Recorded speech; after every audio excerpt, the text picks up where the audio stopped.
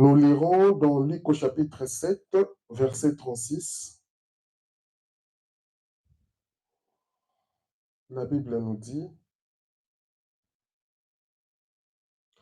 un pharisien pria Jésus de manger avec lui. Jésus entra dans la maison du pharisien et s'est mis à table.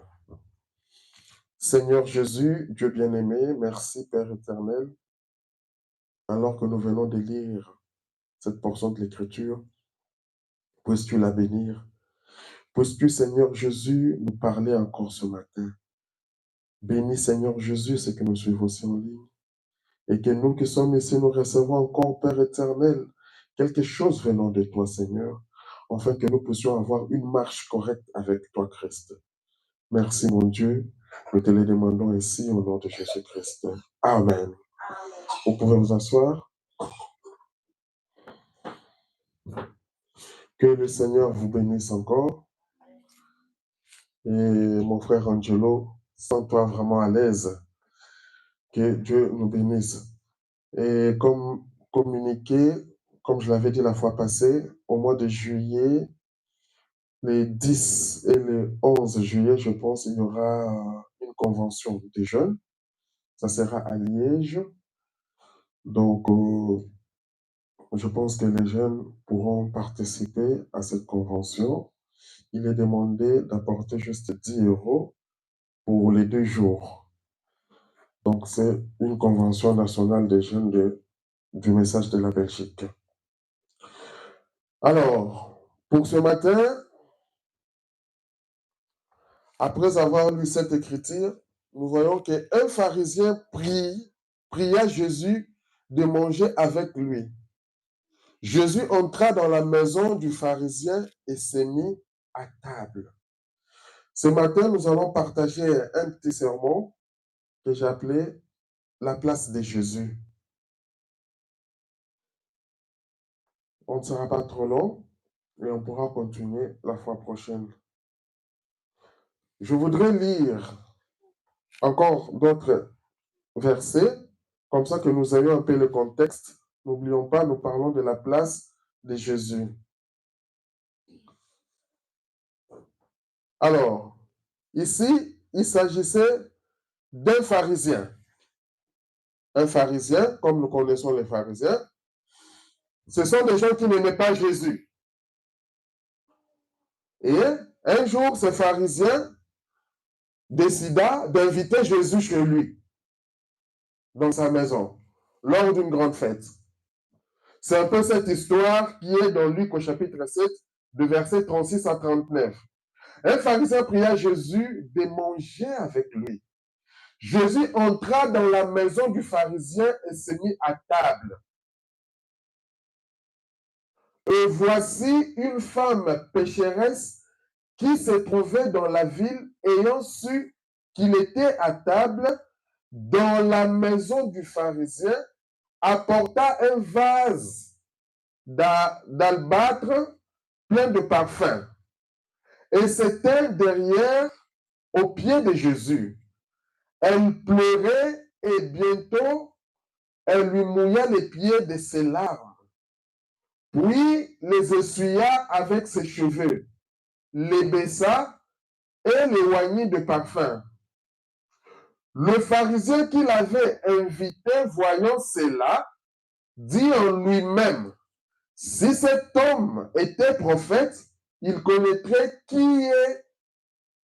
de quelle espèce est la femme qui le touche. Il connaîtrait que c'est une pécheresse. Comme je l'ai dit, en fait, le pharisien n'aimait pas Jésus. Le pharisien haïssait Jésus. À l'époque, nous savons que le pharisien cherchait à faire tuer Jésus. Le pharisien cherchait à ridiculiser Jésus. C'est pour ça que ces pharisiens-là, il s'est dit que je vais organiser une fête, je vais inviter Jésus. Mais l'invitation qu'il avait faite à Jésus, ce n'était pas une invitation d'honneur. C'était une invitation pour les ridiculiser. Nous le verrons plus tard. Quand tu invites quelqu'un, quelle est la place, quelle est la considération que tu as envers cette personne?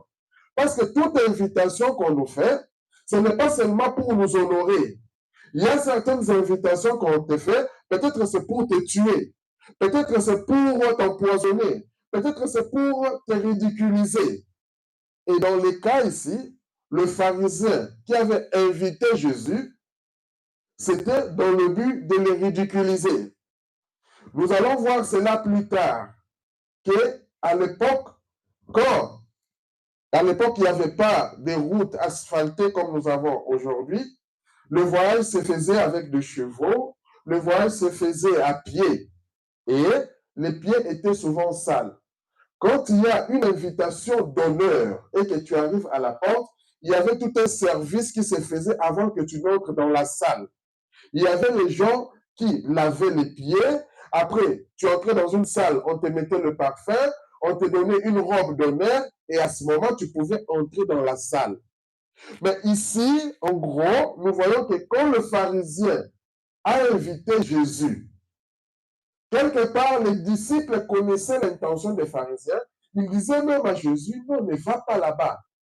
Parce que ce pharisien-là n'est pas bien. Mais Jésus, quand tu l'invites, il vient. Cela dépend de la place que tu lui réserves. Et ces pharisiens avaient réservé une place au coin, pas une place d'honneur pour Jésus. Jésus est allé et Jésus n'est pas passé par tous ces protocoles. On a fait entrer Jésus avec ses pieds sales et on est parti le faire asseoir derrière. C'est pour ça que si nous voyons, quand la femme est arrivée, la Bible dit, elle s'éteint derrière aux pieds de Jésus, elle pleurait et bientôt elle lui mouilla les pieds de ses larmes, puis les essuya des cheveux, les baissa et les oignit de parfum. Plus tard, nous allons voir qu'il y a eu un échange entre Jésus et les pharisiens. Plus tard, nous verrons que Jésus avait dit aux pharisiens, je suis venu dans ta maison, regarde comment tu m'as reçu. Tu n'as pas pris soin de moi. Mais cette femme que toi tu es prête à condamner, que c'est un pécheur, regarde comment il est. Regarde comment est-ce qu'elle vit. Cette femme a pris soin de moi. Elle m'a mis en première place dans son cœur. Le frère Branham dit, dans Christ sans bienvenue, au paragraphe 13, il y a quelque chose qui ne va pas. Ces pharisiens, que voulaient-ils de Jésus? Parce que c'était un peu bizarre. Mais le pharisien haïssait Jésus. Et tout le monde le savait, que les pharisiens, ils haïssaient Jésus. Et voici que l'un d'eux lui demande de venir manger avec lui à sa table. Quelque chose n'allait pas. Comme ils l'ont haï, et voici un qui lui demande de venir à sa table. Ça ne va pas. C'est là, il y a quelque chose de vraiment faux derrière. Il y a d'autres invitations. Ces gens, comme je dis, quand ils t'invitent, ils ont une certaine pensée négative derrière. Ils ont une certaine pensée soit pour t'enfoncer, pour te ridiculiser, pour faire voir aux yeux des autres, que ce soit tes amis, que ce soit des ministres, que ce soit pour dire que celui-ci, il est la personne la plus mauvaise. Regardez comment je traite cette personne. Comme une petite fille de 8 ans environ, elle est en train de jouer avec sa grand-mère et quelque chose là ne va pas. Il y a beaucoup trop de différences entre leur âge. En fait, ici le frère Branham nous montre que les enfants, quand tu mets un enfant ici et que tu amènes un autre enfant, automatiquement, les enfants vont vouloir, même s'ils ne parlent pas la même langue, mais ils vont vouloir jouer ensemble sans fournir un certain effort. Après un temps, ces enfants vont vouloir jouer ensemble. Pourquoi? C'est parce qu'ils ont quelque chose de commun entre eux. C'est difficile que tu vois un enfant s'aimer commencer à aller jouer avec un grand-père. Quand tu vois un enfant commencer à jouer avec un grand-père ou avec une grand-mère, sache que soit cet enfant a un profit quelque part. Quand tu vois un enfant commence à se rapprocher, cet enfant, soit il a un besoin, il veut introduire une certaine demande pour obtenir une certaine satisfaction. Mais de manière naturelle, certaines personnes ont un certain centre commun. C'est comme ça qu'ils se mettent ensemble. Il se peut qu'elle soit bébé de grand-mère, peut-être grand-maman a-t-elle une poche pleine de bonbons? Il y a une raison. Il y a beaucoup trop de différences entre leur âge pour que cette petite fille reste simplement comme ça avec grand-mère. Nous le voyons. Tu prends un jeune homme ou une jeune fille, tu le mets là où il y a des papas. Après un moment donné, ce jeune homme va commencer à se dire, mais ici je m'ennuie. Parce qu'il n'y a pas de choses qui sont en commun. Les parents, les papas, les grandes personnes, ils vont commencer à parler des choses qui ont trait avec leurs occupations. Et pour ce jeune homme ou pour cette jeune fille, il va se sentir écarté ou isolé. Vous voyez, les petits enfants ont des choses en commun. Ils jouent ensemble, car ils ont des choses en commun. La Bible parle de cela dans le livre d'Ésaïe, parlant des petits enfants jouant dans les rues, car ils ont des choses en commun. Les jeunes femmes aussi ont des choses en commun. Elles se tiennent ensemble. Et les dames plus âgées ont également des choses, leur plaisir en commun. Ça, c'est tout à fait naturel. Le jeune homme, l'homme âgé, l'homme de la ville ont des choses en commun et ils s'ensemblent et parlent des choses de la ville, car ils ont des choses en commun. C'est la raison pour laquelle les chrétiens s'ensemblent. Nous avons des choses en commun les uns avec les autres. Raison pour laquelle nous, en tant que chrétiens, nous nous rassemblons. Quand vous quittez de chez vous, vous venez, ce n'est pas que nous parlions d'autre chose. Ce qui nous rassemble ici, c'est parce que nous parlons de la parole de Dieu. Quand nous parlons de la parole de Dieu, c'est parce que vous mettez une certaine place de Jésus dans votre cœur. Jésus vous accepte tel que vous êtes là. C'est la raison pour laquelle les chrétiens s'assemblent. Si tu vois un chrétien commence à fuir un autre chrétien, pour commencer à s'attacher aux amis du monde, pour commencer à s'attacher à d'autres personnes, pour parler des choses qui ne sont pas de la parole de Dieu, il y a quelque chose qui ne va pas par rapport à sa vie chrétienne. Cela dépend de la place que nous mettons Jésus. Cela dépend de cette place. Le frère Branham dit, peu importe que nous soyons de nationalité allemande, ou suisse, ou américain, ou n'importe quoi, nous avons simplement des choses en commun. Quand nous sommes des enfants de Dieu, nous venons de différents pays. Quand nous sommes des enfants de Dieu, nous venons de différents endroits. Mais ce qui nous réunit, la chose que nous avons en commun, c'est la parole de Dieu. Parce que nous savons que cette parole-là, que tu ailles en Afrique, que tu ailles aux États-Unis, que tu ailles au coin de Libramont, que tu ailles à Ténin, que tu ailles à Arlon, que tu ailles partout, elle reste la parole de Dieu. Et en tant qu'enfant de Dieu, ça nous fait plaisir d'écouter la parole de Dieu. Pourquoi? Pour harmoniser notre marche avec Dieu. Parce que nous savons qu'un jour, ce monde va passer. On était jeunes, on était enfants, on a fait notre vie en tant qu'enfants, on est devenu jeunes, on fait notre vie en tant que jeunes, on devient parents, on fait notre vie en tant que parents, on devient vieux, on fait notre vie en tant que vieux, mais est-ce que la vie s'arrête là? en tant qu'enfant de Dieu, nous devons savoir qu'un jour, la mort peut frapper. Mais après cette vie ici, tu penses que tout est fini. Ce matin, je te dis qu'après cette vie, il y a une autre vie. C'est pourquoi on parle du ciel et on parle de l'enfer. Ce sont des choses vraies comme je vous vois ou comme vous me voyez.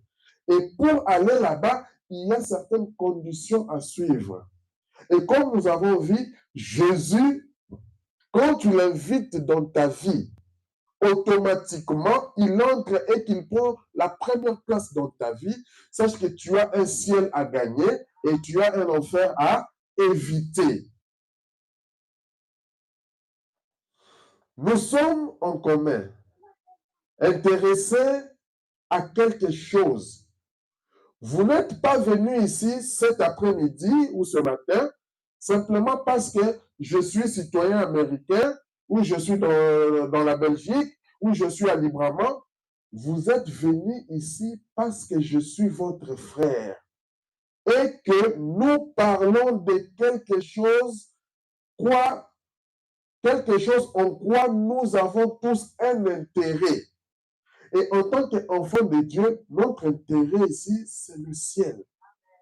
La Bible dit quelque part, à quoi bon te servira-t-il de gagner tout ce monde, mais si ton âme perdait Jésus? Et puis, Dieu nous aime. Quand Dieu permet que nous venons écouter sa parole, quand Dieu te donne seulement la force de quitter, d'arriver pour écouter sa parole, c'est qu'il y a quelque chose que Dieu veut faire dans ta vie. Mais des fois, nous, en tant que des humains, nous sommes distraits. Des fois, nous aimons les plaisirs. Nous aimons, cet après-midi, il y a des gens qui courent.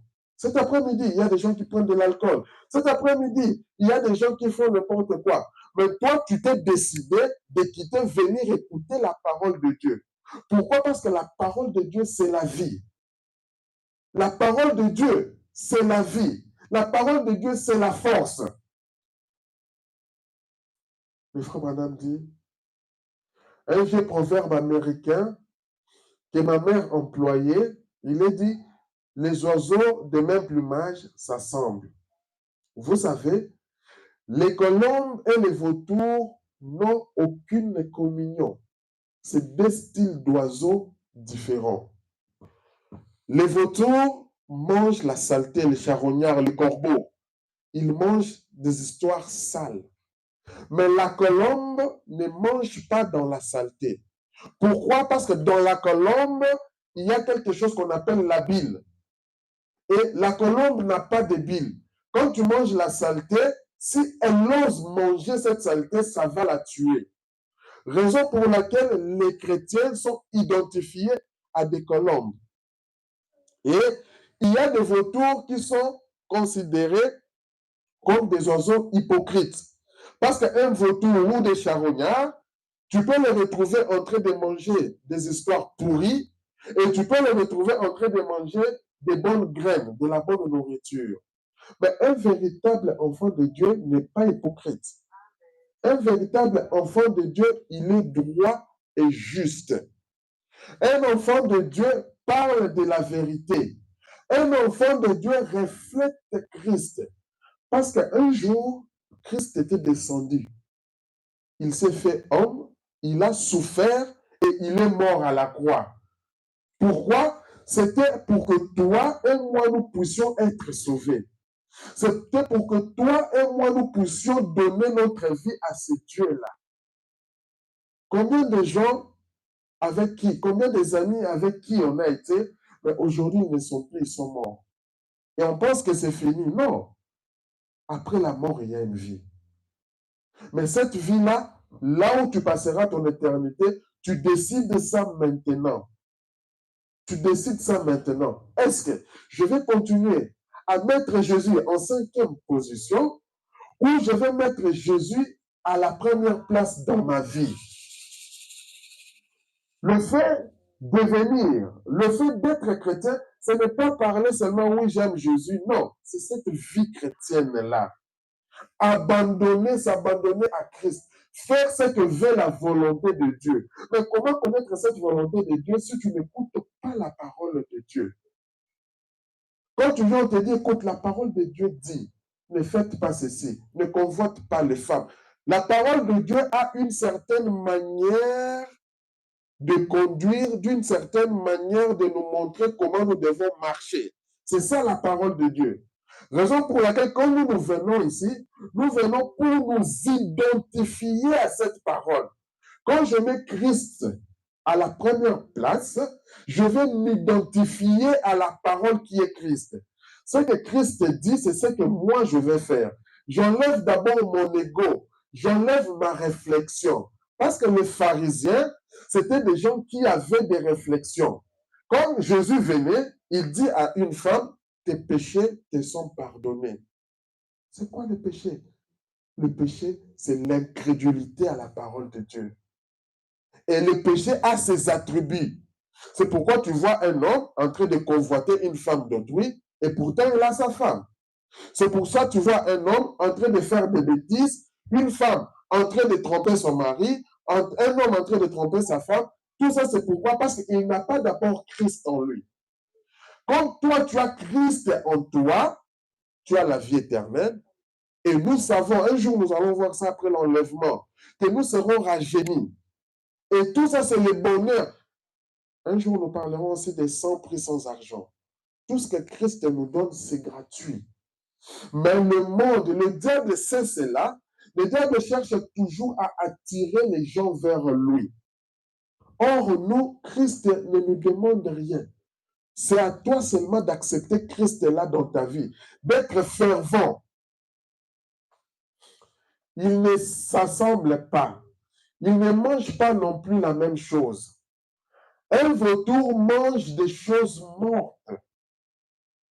Une colombe ne saurait manger des choses mortes, ça la tuerait.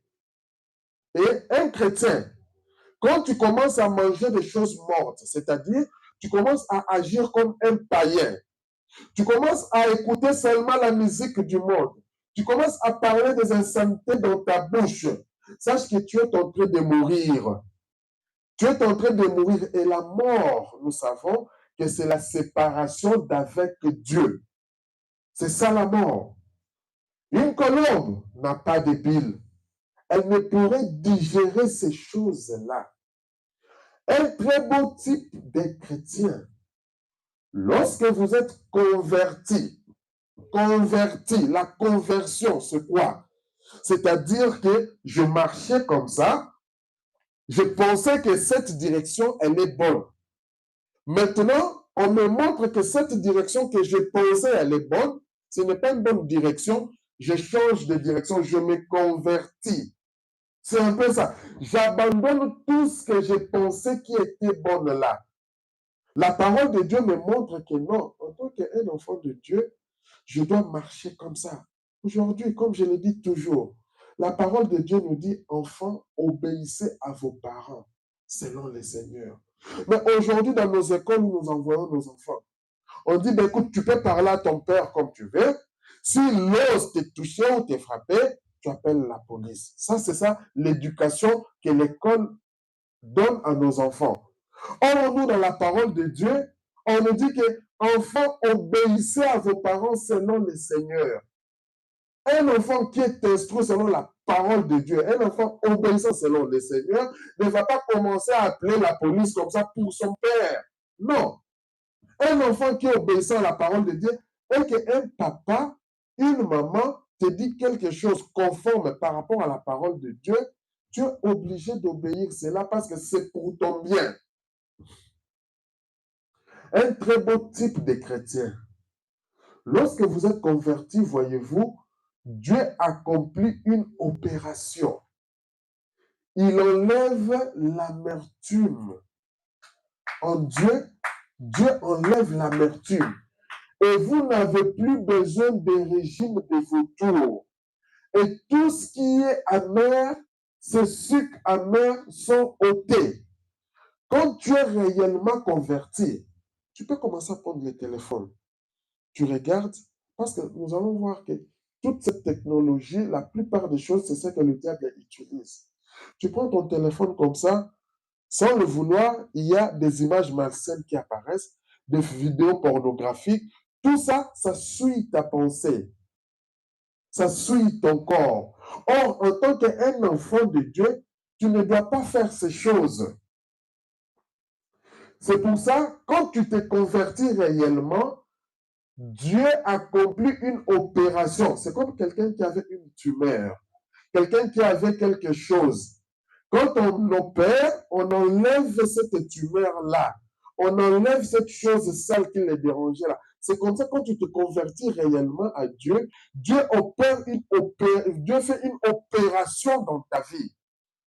On se dit, mais toi, tu es né à cette heure ici, tu te retrouves là, en train de prendre de l'alcool, en train de faire du n'importe quoi. Mais on te dit, comment toi, tu ne prends plus ça? Tu dis, non, depuis que j'ai rencontré le Seigneur, j'ai donné ma vie à Dieu. Nous avons vu l'histoire d'Abraham. Abraham, dans sa vieillesse, qui avait à peu près 85 ans, 90 ans, Dieu l'a promis qu'il allait avoir un enfant. Et Abraham, il était là dans la beauté de Dieu. Abraham, il avait foi en Dieu. Et quand Lazare est mort, il a retrouvé Abraham au paradis. Ce sont en fait des choses qui nous montrent que cette mort ici, en fait, c'est une limitation par rapport à nos yeux naturels. Que nous voyons telle personne est morte, telle personne c'est fini. Mais spirituellement, on change juste des dimensions. Parce que ce corps ici nous permet d'entrer en contact avec tout ce qui est naturel. Mais quand maintenant nous mourons, nous changeons de dimension. Raison pour laquelle, quand nous mourons, soit nous allons au ciel, soit nous allons en enfer. Et quand nous allons en enfer, la Bible nous démontre que c'est pour attendre le jugement. Car ce monde ici sera brûlé. Maintenant, à quoi bon? À quoi bon de t'attacher aux choses de ce monde? À quoi bon? Parce que quelqu'un se dit, bon, écoute, je fais ma vie, il me reste 5 ans de vivre, peut-être je vais mourir, c'est fini. Non, ce n'est pas ça. Un chrétien, après la mort, quand Jésus est venu, il a dit que je suis le chemin, la vérité et la vie. Quand il est venu, c'était pour nous montrer que après cette mort ici, il y a une vie quelque part. Mais pour atteindre cette bonne vie-là, voilà comment est-ce que tu dois te comporter. Il enlève l'amertume et vous n'avez plus besoin du régime de vautours. Et tout ce qui est amer, ces sucres amers sont ôtés. Vous ne pouvez digérer les choses du monde. Les choses du monde, ce sont les choses qui sont contraires à la parole de Dieu. Dis-toi, quand je suis chrétien, quand je mets Christ la première place dans ma vie, je ne peux plus digérer les choses du monde. Comment est-ce qu'on va digérer ça? On me trouve, moi, en train de sortir avec des filles à gauche, droite, pendant que je suis marié. Ce sont des choses du monde. Comment est-ce qu'on me trouve, moi, qui était ici en train de commettre adultère? Comment est-ce qu'on me trouve, moi, qui était ici en train de se mettre avec les gens du monde, en train de parler des insanités? Si je suis là, je dois parler de Jésus. Il faut attirer les gens vers Christ. C'est pour leur intérêt. Parce que le diable aussi, il a ses agents. Le diable fait un effort pour aveugler les gens. Avez-vous remarqué un vautour ou un vieux corbeau? Il peut rester là, manger et picorer sur un vieux cadavre. Il pourrait également venir manger des grains de blé avec la colombe aussi. Donc le corbeau, tu le retrouves là, en train de manger les cadavres. Et puis, quand il y a des grains de blé frais, tu le retrouves là en train de prendre aussi les grains de blé. C'est un hypocrite. Et un chrétien ne peut pas agir comme ça. Mais la colombe ne saurait aller manger avec les corbeaux. Alors, les oiseaux de même plumage s'assemblent toujours. Cherche au fur et à mesure que tu es en contact avec des enfants de Dieu, avec des gens qui parlent de Jésus, ta vie sera influencée. Et toi-même, tu dois arriver à donner ta vie à Christ, à prendre ton engagement. Seigneur, si vraiment je ne marchais pas bien, j'ai remarqué ça, je reprends mon engagement envers toi. Seigneur, je voudrais me faire baptiser. Seigneur, je voudrais avoir une nouvelle marche avec Christ. Et l'Éternel combattra pour toi. Tu auras toujours la victoire. Regardez ceci. Ce qui est rajouté ainsi, je ne crois pas qu'on le fasse ici, mais en Amérique, nos sœurs agissent ainsi et se donnent dans une apparence qu'elles n'ont pas naturellement. Lorsqu'elles sont à la maison, oh, quelle personne différente. Et les frères aussi. Un enfant de Dieu, comme j'ai dit, c'est comme une colombe. Tu ne dois pas avoir des natures différentes. Quand il y a des frères, tu sors là, ah oui, que Dieu vous bénisse. Moi, je suis frère. Moi, je suis. Quand tu te retrouves avec des amis ou dans la clique, des gens qui ne croient pas, qui parlent des insanités, tu es là, tu commences aussi à faire des choses sales. Là, tu as une nature de corbeau. Tu n'es pas encore converti. Il y a quelque chose qui doit se faire encore dans ta vie. Dans le foyer, notre sœur dirait, Jean, allez, dépêche-toi. Et le téléphone sonne. Oh, allô, comment allez-vous? Vous êtes un acteur. Un acteur, c'est comme le pharisien. Le pharisien, dans le mot dictionnaire, le pharisien veut dire comme un acteur, quelqu'un qui change de forme. Et là, c'est comme les corbeaux, quelqu'un qui change de forme. Là où tu vois les gens parler de Dieu, tu essaies de parler. Là où les gens commencent à faire des histoires rock'n'roll, tout ce qui est contraire à la parole de Dieu, on te trouve là-dedans. C'est le temps de prendre réellement ta décision. Sois droit devant Dieu. Soyez à la maison comme vous êtes à l'église. Il y a certaines personnes, ce n'est que les dimanches, c'est quand ils viennent à l'église, nous voyons ça avec l'église catholique. Ils viennent là avec le pape ou l'abbé qui est là. Ils ont une certaine manière de parler. Que Dieu vous bénisse. En fait, on pense que la sanctification, c'est seulement à l'église. Mais quand je sors de l'église, je peux mener ma vie double. Et ici, nous parlons de choses réelles. Que cette nature, ce n'est pas la nature de Christ. Toi, tu es une femme, tu respectes seulement ton mari. Quand tu viens à l'église, on voit comme si l'amour, chérie, bras dessus, bras dessous. Mais quand vous rentrez à la maison, c'est chien et chat. Et ça, ce n'est pas une bonne nature. Ce n'est pas ça. C'est pour ça qu'on dit, sois droit devant Dieu. Soyez à la maison comme vous êtes à l'église. Si tu mets Dieu en première place, tu comprendras que Jésus voit tout, Jésus est partout. La même manière que tu te comportes à l'église, parce qu'en fait, tu te dis dans ta tête que quand je viens à l'église, c'est un endroit saint, Dieu est là, je dois être propre, pur devant lui. Mais quand tu sors, tu te dis quoi? J'ai laissé Jésus à l'église, je peux maintenant vivre ma vie. Et ça, c'est une erreur capitale. Quand tu agis comme ça, mieux vaut rester dans le monde. Parce que tu te fais souffrir inutilement. Tu nous trompes, nous les hommes, mais Dieu, tu ne peux pas les tromper. Et la finalité, tu iras en enfer, tu vas mourir en enfer.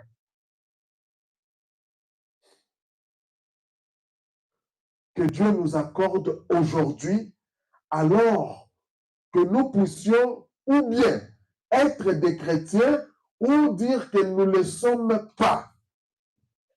Ce matin, prends cette décision. En sortant de ces lieux, que tu te dises, Seigneur, je vais vraiment être un chrétien. Et quand tu te dis que je vais être un chrétien, prends ton engagement dans tout ce qui est chrétienté. Tu as le temps de lire la Bible, de lire la parole de Dieu, de marcher conformément à ce que Dieu cherche. Sinon, tu te dis, je n'ai pas envie de chrétiens, ces histoires-là, ce sont des aventures. Ah, tu penses que ce sont des aventures. Un jour, tu vas pleurnicher. Un jour, tu vas souffrir. Un jour, tu vas mourir. Qu'il nous accorde de devenir droit devant Dieu et doter ces rôles superflus qui n'est pas vrai. Ne soyons pas des acteurs. Et je vous ai dit ce que je définis comme acteur ici, c'est ici je suis chrétien, ici je suis bien, Dehors, je ne suis pas bien. Les autres le définissent. Quand je suis à la maison, je suis un bon mari. Je suis une bonne femme. Mais quand je traverse et que mon mari n'est pas là, ma femme n'est pas là, je suis une autre personne. Et ça, ce n'est pas bien. Un chrétien reste chrétien partout parce que Dieu nous voit. Je n'aime pas cette façon de jouer un rôle. Soyez ce que vous êtes. Et Dieu alors vous respectera. Soyez ce que vous êtes et Dieu vous respectera. Je préfère encore que tu viennes dans ta prière, Seigneur Jésus. Je ne suis pas encore un bon chrétien. Regarde telle chose, telle chose, telle chose. Je mens. Je fais ceci, je fais cela.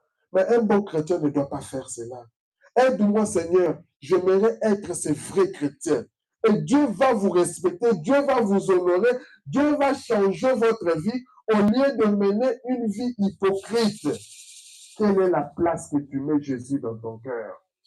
Parce que si Jésus occupe la première place dans ta vie, tu seras la même personne, que ce soit à l'église, que ce soit en dehors de l'église, que ce soit au milieu des frères ou que ce soit en dehors, que ce soit à la maison ou que ce soit en dehors. Tu seras la même personne parce que Jésus occupe la première place dans ta vie. Vous le croyez? Vous aimez une personne quand vous savez comment elle est vraiment.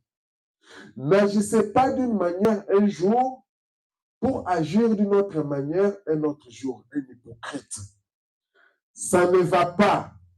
Il faut que nous soyons les mêmes tous les temps. Amen. Et c'est ça, s'il y a quelqu'un qui doit être la même personne tous les temps, c'est un chrétien. Il y a des hommes bons dans le monde. Ce n'est pas le fait que je donne 10 euros à quelqu'un, ce n'est pas le fait que je fais ceci, c'est ça la chrétienté. Non. La chrétienté, c'est la vie de Christ en toi. Il y a des gens qui donnent, nous avons ici des organismes qui font des dons. Ce n'est pas parce que je fais des dons que je suis un chrétien. Non. Un véritable chrétien, tu dois commencer par prendre ton baptême. Au nom du Seigneur Jésus, tu prends ton baptême et tu prends un engagement. Tu te dis, non, je commence maintenant, je prends un engagement pour mener une vie pure. Et devant Dieu, il n'y a pas d'âge. Que tu sois un enfant, que tu sois un jeune, que tu sois un vieux, Dieu t'appelle. Et c'est l'amour de Dieu quand Dieu t'appelle à un certain moment. Parce que tu te dis, il y a plusieurs personnes. Mais qu'est-ce qui m'a poussé, moi, à venir écouter la parole de Dieu? Qu'est-ce qui m'a poussé, moi? Qu'est-ce qui m'a attiré comme ça? Quand tu comprends ça, tu comprendras que c'est l'amour de Dieu. Mais Dieu n'est pas un Dieu dictateur. Dieu a laissé à l'homme le libre arbitre. C'est à toi de décider de mettre Jésus à la première place ou de le mettre à la seconde place. C'est d'abord ce que tu veux faire, Jésus après. Dehors, je mène une mauvaise vie, à l'église, je deviens un bon chrétien. Et ça, ce n'est pas bien. Alors, comme nous avons vu, je vous l'ai dit que ces pharisiens, il s'est dit, mais c'est Jésus-là, c'est Jésus-là. Aujourd'hui, je vais l'inviter. Mais l'invitation, ce n'était pas la considération qu'il avait pour Jésus, mais c'était pour le ridiculiser. Et les disciples savaient cela. Les disciples ont dit à Jésus, mais ça sert à quoi de partir là où tu sais qu'on va te ridiculiser? Écoutez, quand Jésus va quelque part, il a toujours un but. Et nous verrons plus tard, comme nous l'avons dit, que c'était dans la maison de ces pharisiens que la femme-là, qui est venue au pied de Jésus, cette femme-là s'est convertie. Et ça a été un témoignage. Pendant que ces pharisiens faisaient pour le ridiculiser, Jésus avait un autre plan à l'intérieur là. Les disciples, comme ils ne voyaient pas d'abord cela, ils ne comprenaient pas cela. Raison pour laquelle Jésus, quand il invite, il va toujours. Mais Jésus ira toujours là où il est invité. C'est pour ça que tu verras des fois, tu mènes une mauvaise vie. Hein. Des fois, tu es dans le désordre, tu fais des mauvaises choses. Mais devant un problème, oh Jésus, Jésus aide-moi. Jésus vient, il va t'aider. Mais tu ne seras pas sauvé pour ça. Tu ne seras pas sauvé. Tu l'as invité, il est venu. C'est pour ça que nous voyons, il y a beaucoup de pasteurs qui sont escrocs. Il y en a beaucoup. Mais ce n'est pas parce qu'il y a beaucoup de pasteurs qui sont charlatans, des escrocs, qu'il n'y a pas de vrais. C'est comme les billets. Il y a beaucoup de billets. Il y a des vrais héros et des faux héros. Il y a des vrais dollars et des faux dollars. Tu ne vas pas dire que non, comme là, il y a des arnaques qui font des faux dollars. Moi, je n'aurai plus besoin d'argent, je n'aurai plus besoin d'euros parce qu'il y a des faux billets. Non. À toi de savoir que ça, c'est un vrai billet, ça, c'est un faux billet. C'est comme ça qu'il y a de vrais pasteurs et il y a de faux pasteurs. Peut-être tu es tombé sur quelqu'un qui n'était pas vrai, un charlatan, et tu prends ta décision. Moi, je ne veux plus écouter ces gens-là, ce sont des escrocs. Non. Quand tu fais ça, tu es passé de l'autre côté de la frontière. Tu iras en enfer. Mais Jésus ira toujours là où il est invité. N'est-ce pas merveilleux? Il ira à n'importe qui.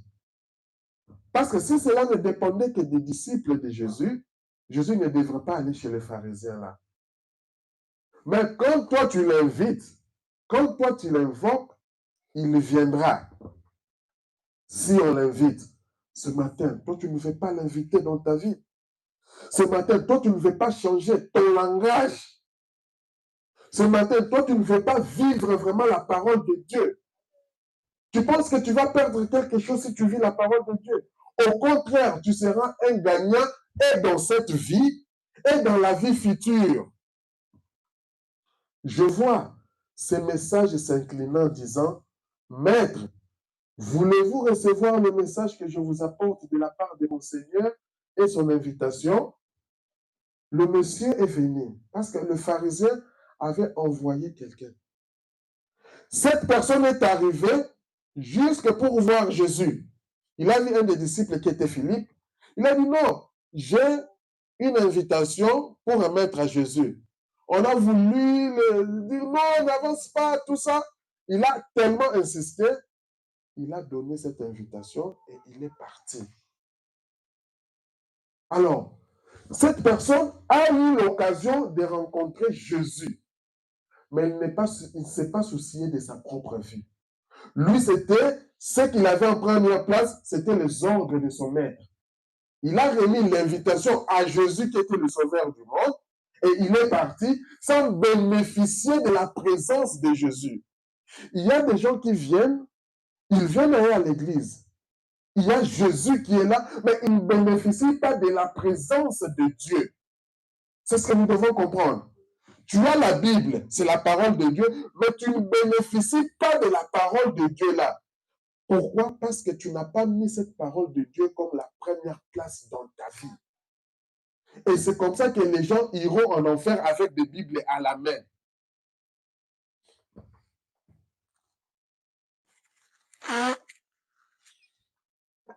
Le frère Branham dit, écoutez, tant de personnes en ce jour-là manquent leur occasion. Pour ce monsieur-là, c'était une occasion de rencontrer Christ. Et toi, ce matin, je te dis que tu as encore cette occasion de rencontrer Christ. Veux-tu faire comme ces messagers-là, juste faire une présence et puis disparaître, ou bien tu veux vraiment prendre un engagement à mener une vie chrétienne? Et sache qu'à travers toi, il y a des gens qui peuvent venir. Il faut que ta vie puisse influencer quelqu'un. Tu influences ton mari, tu influences ta femme, tu influences tes frères, tu influences tes amis. Les gens doivent sentir cette différence-là, le fait d'être avec Christ. Mais ne sois pas quelqu'un par qui tu manques cette occasion. Écoutez, tant de personnes en ces jours-là manquent leur occasion. Vous savez, il y a tant de gens aujourd'hui qui passent à côté de l'occasion. Il y a tant de gens qui passent à côté de l'occasion. C'est-à-dire que l'occasion, elle est là. Tu es avec Christ, l'occasion est là, mais tu passes à côté de l'occasion. N'ayons pas cette attitude-là. Comme Christ est devant nous, Ne passons pas à côté de cette occasion. La Bible dit quelque part, si vous entendez ma voix, n'endurcissez pas votre cœur. Parce qu'il y a des gens qui entendent et qui passent. Ne te dis pas que non, bon, peut-être le dimanche prochain ou le lundi, je donnerai ma vie à Jésus. Qui t'a dit que tu vas arriver le lundi? Qui te dit que le dimanche prochain, on sera ensemble? Combien de gens, on était avec eux, mais ils n'ont pas pu voir le dimanche prochain? Je vous ai parlé de ma soeur. On était avec elle. Mais un jour, elle est morte. Elle avait des projets dans sa tête. Et ces projets sont partis. Mais si tu n'avais pas Jésus, tu seras où? C'est pour ça, quand tu as, à chaque occasion que tu as pour la parole de Dieu, saisis ça. Prends ce temps-là comme si c'est le dernier moment de ta vie. Ne dis pas quand je pars, je reviendrai. Non. Pars avec Jésus. Pour que même si sur cette terre-ci, même on ne te voit pas, on sait qu'on a l'espoir, on va se rencontrer parce que tu as Jésus avec toi. C'est comme ça que doit marcher un chrétien. Mais ne ratons pas l'occasion. Nous parlons de la place de Jésus.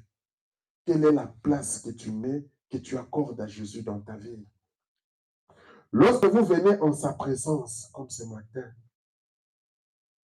lorsque vous vous détournez, oh, quelle occasion pour les hommes et pour les femmes, pour les garçons et pour les filles de venir devant Christ. C'est une occasion de verser en quelque sorte leur âme.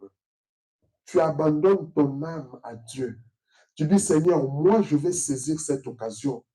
Je mets Christ dans ma vie. Je veux que tu occupes la première place dans ma vie. Mais il avait une mission à accomplir qui semblait plus importante.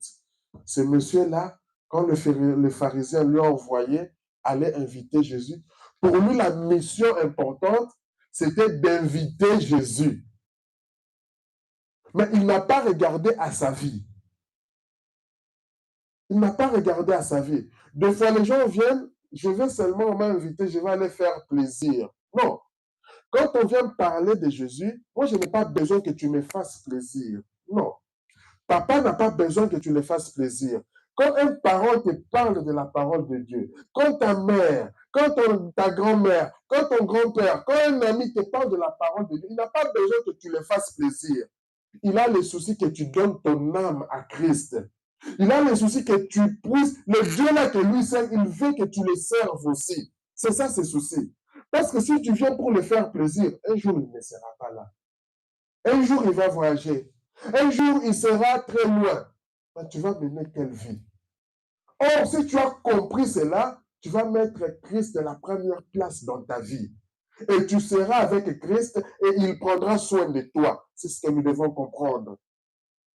Le frère Branham dit, écoutez, n'est-ce pas la vérité aujourd'hui? Notre travail à la maison, toute la lessive des mains, ou quelques petites réunions pour jouer au bridge, auxquelles nous appartenons, ou notre prestige social. Les autres prennent le travail, ils mettent ça en première place plus que Jésus. Travailler, c'est bien. On ne demande pas des gens de ne pas travailler. Travailler, c'est bien. Mais que ça ne prenne pas la place de Jésus. Quelqu'un va te dire le lundi, je dois aller au travail. C'est ancré en lui. Lundi, mardi, mercredi, je dois travailler. Mais on te dit le dimanche, le jour du Seigneur, je suis prêt à trouver une raison. Je suis prêt à trouver une raison. Tu penses que tu trompes quelqu'un, mais tu te trompes toi-même. Tu te trompes toi-même car Dieu sait. Quand tu mets Christ la première place dans ta vie, à chaque fois qu'il y a réunion de prière, tu te diras, je dois venir. Je viendrai pour écouter la parole de Dieu. Et ça, c'est pour le salut de ton âme. Mais si tu te dis non, tu peux rester. Tu te dis, écoute, j'ai la lessive à faire. Non, j'ai telle chose à arranger, à faire. J'ai telle chose à faire. Les raisons, si tu veux en trouver, tu vas en trouver. Mais si tu mets Christ la première place dans ta vie, tu vas dire, Seigneur, j'avais toutes ces choses à faire. Je vais quand même aller. Seigneur, c'est parce que tu comptes beaucoup pour moi. C'est pour ça que tu te déplaces. Tu viens, c'est parce que Christ occupe une certaine place dans ta vie. Et nous voulons que cette place-là reste toujours la première place, que ce soit toujours Christ qui l'occupe dans ta vie. N'est-ce pas trop important pour nous permettre de venir à ce veille autel et pleurer devant Jésus? Quand tu viens à l'église, ça doit être la chose la plus importante. Ça ne doit pas être en fait un fardeau. Ça ne doit pas être une corvée. Comme, ah, aujourd'hui encore, c'est dimanche. Je dois partir à l'église. Non, il vaut mieux que tu restes. Quand tu commences à avoir cette idée, soit tu chasses cet esprit, tu vas à l'église, ou soit tu restes. Sinon, l'église ne sera pas une bénédiction pour toi. Ah non, c'est dimanche encore. Dimanche encore. Non. Quand tu mets Christ la première place, le frère Branham disait, avant même que le corps de l'église s'ouvre, tu seras là, empressé pour écouter. C'est pour ça que quand nous disons, nous commençons à 11h. 11h, on est là, chacun se consacre, chacun prie, tout ça. 11h30, on débute notre culte. C'est pour nous laisser ce petit temps-là avec Dieu.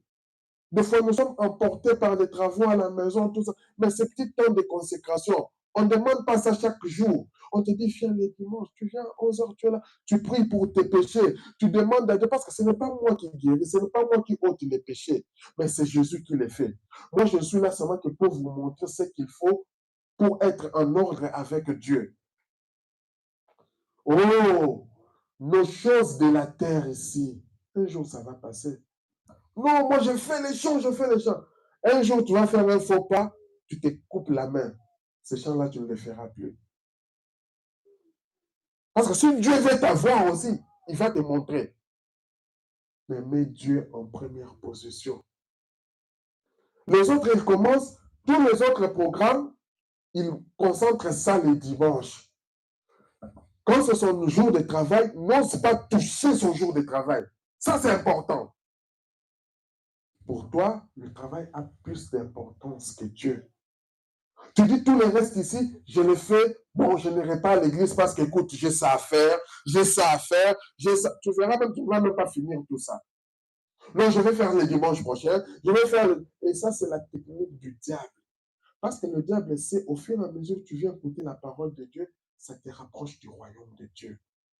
Et ça, le diable le sait. Mais comme il sait qu'il a une fin, il cherche à nous attirer vers lui.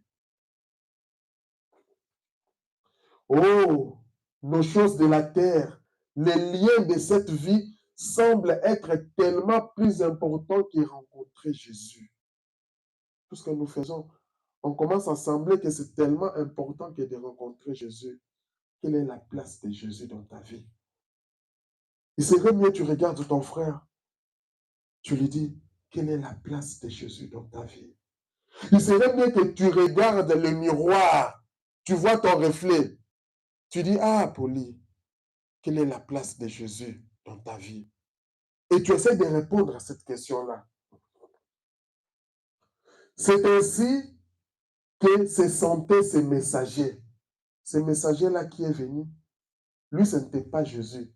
Lui, c'était le rôle qu'on lui a envoyé à remettre l'invitation chez les pharisiens. C'était ça qui était important. Il fallait qu'il apporte le message de ces gros pharisiens jusqu'à Jésus. Ces faits étaient plus importants pour lui que la destinée de son âme. Il a eu l'occasion de rencontrer Jésus, mais tellement pour lui, son âme ne valait rien. C'était d'abord l'invitation là, et puis il est parti. Non, non. Ton âme a une importance capitale. Et c'est pour ça que quand tu entres en contact avec Dieu, fais un effort de profiter de la présence de Dieu. Quand tu sors de ce lieu, tu dis, qu'est-ce que j'ai profité de la présence de Jésus aujourd'hui? Si tu n'as pas profité, tu dis, Seigneur, aide-moi. J'aimerais à chaque fois que je vienne, que je profite quelque chose pour l'avancement de mon âme. Le voici se tenant là, à la présence même de la fontaine de la vie. Il était là en présence de Jésus qui était la fontaine de la vie. Et ses devoirs terrestres l'avaient tellement tenu lié à tel point qu'il ne pouvait pas reconnaître son propre besoin de Jésus. Il était là, lié par son invitation. Mais il ne savait pas que Jésus, là, il était capable de pardonner les péchés. Jésus, là, il était capable de guérir toutes les maladies. Jésus, là, il était capable de faire de grandes choses dans sa vie. Mais lui, Jésus n'avait pas la première place dans sa vie. Et il s'est détourné et s'en est retourné à travers la montagne, à travers la Palestine. Mais comment a-t-il pu le faire? Pouvez-vous imaginer une telle chose, mes frères? Une telle occasion. Et alors, laisser tomber cette occasion. Il a eu cette occasion de rencontrer Jésus, mais il n'a pas bénéficié de la présence de Jésus. Oh, que ce ne soit pas votre position à vous ce matin.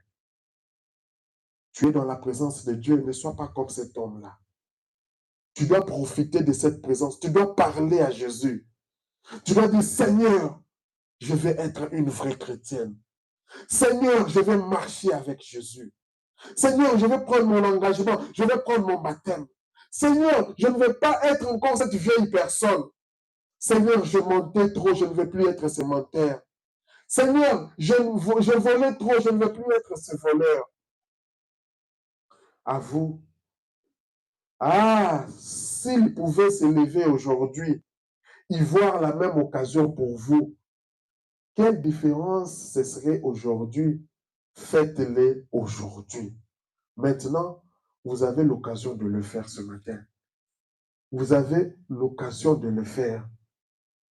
Nous avons vu comment est-ce que le pharisien, à l'époque, quand ils accueillaient quelqu'un, qu'est-ce qu'il faisait? Écoutez maintenant. Voici la manière d'agir. Voici la manière d'agir. Quand un étranger venait, ou quand je vous invitais, vous venez, comment est-ce qu'ils agissaient? On prenait une bassine d'eau et les serviteurs prenaient les pieds de la personne, mettant sur sa propre jambe, en prenant l'eau, ensuite les lavaient ses pieds. Il y avait un serviteur qui était là. L'invité qui vient, il s'assoit, il prend les pieds, il met sur ses genoux. C'est exactement comme on fait pendant la Sainte Seine. C'est par rapport à ça. Et il lavait ses pieds pour enlever la poussière qui était sur ses pieds. Ensuite, il prenait ses sandales pour les mettre sur une étagère. Il prend tes sandales qui avaient de la poussière, il met sur une étagère. Après, il prend les nouvelles chaussures, il te donne pour entrer dans la salle de fête.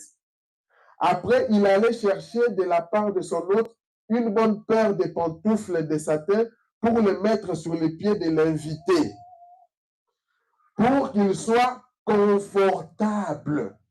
Et alors, au moment du départ, on rendait à l'invité ses sandales. Donc, quand tu viens, c'est-à-dire, en fait, on honorait la personne qu'on a invitée. Tu viens, on te lave les pieds, on dit, non, ces chaussures aussi, mets à côté, prends ces pantoufles. Tu mets, ah, c'est bon, tu pars. Quand tu vas vouloir rentrer chez toi, tu remets les pantoufles, on te donne tes pantoufles, tu rentres dans la poussière. Écoutez, maintenant, lorsque cela se produisait, la prochaine chose consistait à aller dans une autre chambre. Quand on finit de te laver les pieds, tu vas dans une autre chambre. Et là, on versait ses mains d'huile et des épices. C'est une huile avec une grande arôme. Parce que les gens, des fois, avec tous ces trajets, ils sentaient mauvais, tout ça. Donc, on prenait soin pour que tout ce qui entrait dans la salle soit des personnes propres. Et on l'a fabriqué avec une petite chose qui vient d'Arabie. Voyez, l'huile deviendra contaminée et sentira mauvais. Mais lorsqu'on met ces épices, l'huile dure fraîche. L'huile, ça dure fraîche longtemps, des années, et cela sent très bon. J'en ai eu moi-même 2 petits morceaux. Cela vient d'un arbre renommé en Égypte. Je l'ai frotté sur mes mains. Voilà. Donc, il nous montre ici. Cela faisait partie du trésor que la reine de Séba avait apporté à Salomon. Ces chars d'huile-là. Cela coûtait très cher. Ainsi donc, sous les rayons directs du soleil de la Palestine qui brûle le visage du voyageur, Alors, on lui donne un peu d'huile avec laquelle il frotte son visage et sa nuque. Ensuite, il prend un linge propre et enlève en le frottant. C'est le deuxième pas. Donc, ils avaient tout un protocole pour accueillir les invités. À ce moment-là, il entre maintenant dans la grande salle, là où il y a tous les invités. Écoutez maintenant, vous verrez comment cela se passe. Alors, le maître de la maison vient et les rencontre comme ceci. Comme je rencontre mon frère, la première chose qu'il fait, il prend sa main droite, il s'incline, il prend l'autre main et il s'incline encore une fois. Ensuite, il met ses mains comme ceci et il embrasse sur les deux joues. Alors qu'il embrasse sur les deux joues, c'est un baiser de bienvenue. Et alors, il devient un frère de plein droit. Ses pieds sont lavés, il est loin d'huile, il est fraîchi, il reçoit un baiser de bienvenue, alors c'est un frère. Il est bienvenu. Il peut entrer, il peut s'asseoir, il peut aller à la glacière et prendre quelque chose à manger. C'est un frère. C'est ainsi qu'on lui souhaite la bienvenue. C'est comme nous aujourd'hui dans nos maisons. Quelqu'un vient, ah, salut, on fait des petits câlins, tout ça, on souhaite la bienvenue. Et là, je vous ai montré, c'était le protocole à l'époque. Quand tu viens, c'était impossible qu'on te retrouve dans la salle, qu'on ne t'ait pas lavé les pieds, que le responsable, par exemple, c'est moi qui vous invite, quand tu viens, je t'accueille. C'est ça qu'on fait dans nos maisons. Ah, soyez la bienvenue chez moi, tout ça, ainsi de suite. Écoutez, sentez-vous à l'aise, il y a quelque chose à boire, servez-vous, c'est comme ça. Maintenant, remarquez que quand Jésus, c'est pourquoi je vous ai dit que quand le pharisien a invité Jésus, il n'avait pas la première place dans sa vie. Quand Jésus est venu, Jésus n'est pas passé par tous ces protocoles. Seulement avec sa saleté qu'il avait, la poussière, la robe qu'il avait là, on l'a fait entrer et on l'a mis au coin. C'était vraiment une manière de ces grands pharisiens de dire, regarde, je ridiculise cet homme. Combien d'entre nous nous ridiculisons Jésus dans nos vies par notre manière d'agir? Combien d'entre nous nous ridiculisons Jésus? Le frère Madame dit, ah, mais comment est-ce que ça a pu se produire? Jésus est entré sans qu'on lui ait souhaité la bienvenue. Toute personne qui n'est pas passée par ce protocole, en réalité, tu n'es pas la bienvenue. Et Jésus, on n'a pas souhaité la bienvenue. Monsieur, le pharisien était trop occupé avec des docteurs, avec des amis, que Jésus, la personne la plus importante du monde. Parce qu'aujourd'hui, Jésus est devenu la référence du monde. Pour ceux qui le croient ou pour ceux qui sont des athées, Jésus est la référence. On te dit, l'an 5 ans avant Jésus, 300 ans après Jésus-Christ, il est devenu la référence du monde. Mais les gens sont tellement occupés qu'ils ne mettent pas Jésus à la première place. Il s'est occupé de médecins. Il avait trop à faire pour s'occuper de Jésus lorsque Jésus vint. Toi, avec ton travail, avec tout ce que tu fais, tu es tellement trop occupé que tu mets Jésus de côté. Si aujourd'hui je demande quel est le jour que tu as fait une prière à Dieu, des fois tu te dis une prière sincère, je ne sais même pas c'était quand. Ce matin, tu as l'occasion. Quand tu viens chez Jésus, chez Jésus, tu pries, Seigneur, pardonne mes péchés. Seigneur, parce que Jésus, on a vu l'enseignement sur la prière. La prière, c'est une conversation. Jésus, il t'écoute. Tu parles de ton état. Jésus t'écoute. Écoutez, je me demande s'il en était ainsi aujourd'hui. Si nous ne sommes pas trop occupés avec l'instruction des autres choses. Et si nous manquons de recevoir Jésus. Oh, lorsque je le vois entrer, il a laissé son travail pour venir là où il était invité. Jésus, il prêchait, il ramenait les gens vers lui, mais il a laissé tout ça pour venir là où on l'a invité. Et en arrivant là, le monsieur a saboté Jésus. quelle honte. Regarde ta position. On parle de ces pharisiens, mais regarde-toi ta position aujourd'hui. Quand tu ne fais pas ce qu'est la parole de Dieu, tu es en train de saboter cette parole. Tu jettes de l'opprobre sur cette parole. Tu jettes la honte sur cette parole. C'est ainsi qu'on le reçoit. Est-ce qu'il est ainsi dans votre maison? Que chacun se pose des questions. Qu'est-ce que tu fais de Jésus dans ta propre maison? Est-ce que tu les laisses de côté dans un coin? Les autres, c'est une vieille Bible quelque part. La parole de Dieu, je m'en fous. Mais si ce sont les informations, chaque 19 heures, écoutez-moi un peu les informations, ça devient un style de vie. Un enfant de Dieu, la parole de Dieu doit être un style de vie. Tu te dis, non, comment est-ce qu'aujourd'hui, j'ai pu dormir sans lire la parole de Dieu? Tu dois te dire, comment est-ce que j'ai pu dormir comme ça? Est-ce comme ça dans votre église? Il y a de ces églises qui jettent de l'opprobre maintenant. Il y a de ces églises qui jettent de la saleté. Il y a de ces églises qui font des bêtises. Mais ils payeront un jour. Ils payeront un jour. Ce péché ne restera pas impuni s'ils ne se répandent pas. Il en est ainsi de votre vie maintenant. Tu regardes ta vie. Quelle est la place de Jésus dans ta vie? Tu regardes ta vie. Vous priez, Seigneur Jésus vient. Et lorsqu'il vient, vous ne faites pas attention à lui. Dieu se cache et se révèle dans la simplicité. Quand Dieu vient, il ne viendra pas avec des tambours, non, je suis venu à toi, non. Tu peux être là, Dieu envoie quelqu'un qui te parle de Jésus. C'est sa manière à lui de venir à toi. Maintenant, c'est à toi soit d'accepter ce Jésus ou de le refuser. Mais un jour, tu payeras. Quand tu prends la position pour Christ, tu auras la vie éternelle. Quand tu les rejettes, tu iras en enfer. Ça, c'est une vérité incontestable. Ainsi que vous traitiez mon Seigneur. S'il en est ainsi, alors la honte soit sur vous. Si toi, tu ne prends pas bien soin de Jésus dans ta vie, que la honte soit sur toi. Comment est-ce que est-il arrivé là, mon chuton? Comment l'a-t-il fait?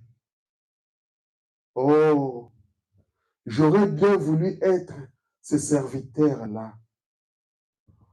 Comment j'aurais voulu, comment l'a-t-il fait? Oh, j'aurais bien voulu être ce serviteur-là. Comment j'aurais voulu être là si j'avais su qu'il venait? J'aurais veillé pour le voir arriver. Si moi, je pouvais être ce serviteur et que Jésus vient, comment j'aurais voulu être à cette place? Tout ça, ça dépend de la place que tu mets Jésus.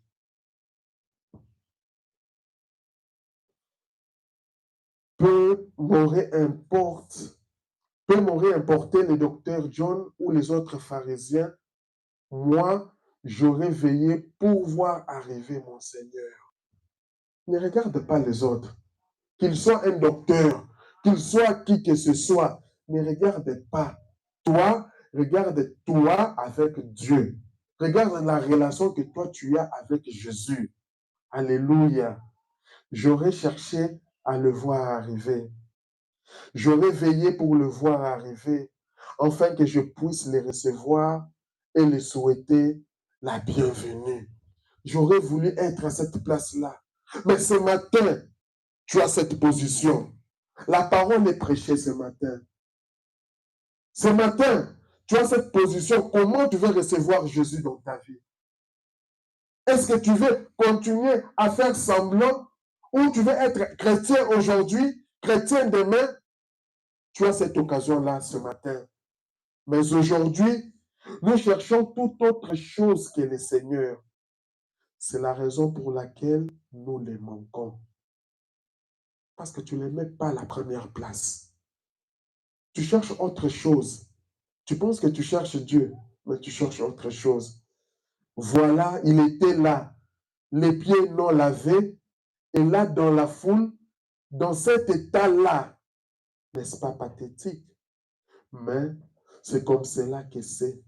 C'est comme cela que c'est aujourd'hui. Et dans trop de foyers, il en est ainsi. Dans trop de foyers, dans nos maisons, nos foyers, nous mettons Jésus dehors. Dans nos maisons, nous ne mettons pas Jésus à la première place. Dans nos maisons, nous invitons Jésus, mais nous le laissons quelque part. Non. Ce matin, prends la décision de marcher avec Jésus. Ce matin, parle à Jésus. Tu n'as jamais eu l'occasion de prier. Ce matin, prie. Parle à Jésus. Il veut t'écouter. Il veut t'entendre. Parle à Jésus, Seigneur. Aie pitié de moi. Je ne savais pas que je te mettais dehors. Maintenant, Seigneur, c'est à mon tour. Invite-les dans ta vie. Nous allons nous tenir debout. Nous allons prier. Merci Jésus. Merci Jésus. Merci.